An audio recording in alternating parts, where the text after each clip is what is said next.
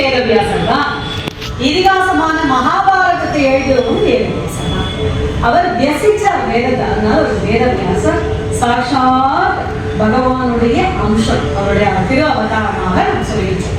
கிருஷ்ணர் குறிப்பாடினால ஒரு பேர். சரி, இப்ப இந்த பாரதத்துல அவர் ஆரம்பிச்சார் சந்திர வம்சத்திலிருந்து தொடங்குகிறது அப்படின்னு. சந்திர வம்சத்திலேருந்து தொடங்கும் போது இதுல நிறைய கதைகள் வருது, நிறைய விஷயங்கள் கிளைக்கதைகள்லாம் வருது. என்னங்க பாரதமா போர் தானே, ஒருத்தர் அடிச்சு போயிட்டாங்க, அப்பயாச்சு எப்பயாச்சுன்னு சொல்லுவோமே, அது ஒரு ஒப்பீடு. ரொம்ப சந்திரன்னா களங்கம் இருக்கும், சந்திரன்னா களங்கம் இருக்கும், சூரியனிடத்துல களங்கம் இல்லை.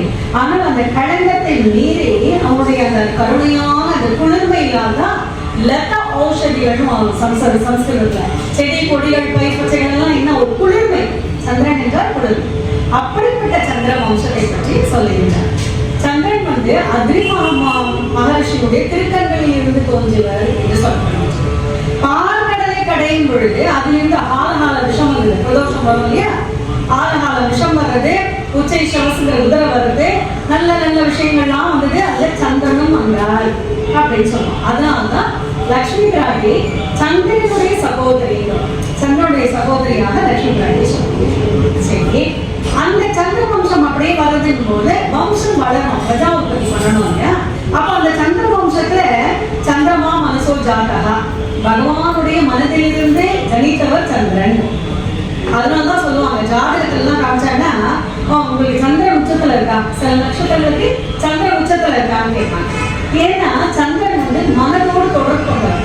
அதனாலதான் நல்லா யோசிச்சு பாருங்க, அமாவாசை பௌர்ணமியில மனநிலையில வேறுபாடுகள் ரைட்டா. அன்னைக்கு மட்டும் பாருங்க, ரொம்ப கோவப்படுறதோ அதிகமா கோவப்படுவாங்க, பைத்தியெல்லாம் ஜாஸ்தியா போச்சுங்க பௌர்ணமிக்கு அப்படிம்பாங்க இல்லையா. சோ மனதோடு சம்பந்தப்பட்டது இந்த சந்திரன். அப்படிப்பட்ட சந்திரன் என்ன பண்ணாரா, வியாழனுடைய மனைவியான தாரையோடு சேர்ந்து ஒரு குழந்தை பிறந்து, அதுதான் புதன். இந்த புதன் இழை என்பவரை கல்யாணம் பண்ணிட்டார். அந்த இழைக்கும் புதனுக்கும் பிறந்ததுதான் அடுத்த வம்சமா போகிறது. அது கூட ரொம்ப அழகான இன்ட்ரெஸ்டிங் ஸ்டோரி. சிவபெருமானோடு பார்வதி தேவி ஒன்றாக இருக்கின்ற ஒரு நந்தானம் இருக்கு. அங்க யாராவது வந்துட்டாங்கன்னா என்ன பண்ணுறது, அது ஒரு ஒரு கட்டுப்பாடு விதிச்சாங்க. இந்த நந்தவனத்துக்கு யார் வந்தாலும் பெண்ணா மாறுகிறது, ஆண்கள் யார் வந்தாலும் பெண்ணாக மாறுவது என்று. அந்த நேரத்தில் தான் இந்த இளையரசன் அங்கு பெண்ணாக மாறி அவரோடு சேர்ந்து புதனோடு சேர்ந்து வம்சம் தோன்றியது. சரி, அந்த வம்சத்தில் இளைக்கும் புதனுக்குமாக பிறந்துதான் பூர்வ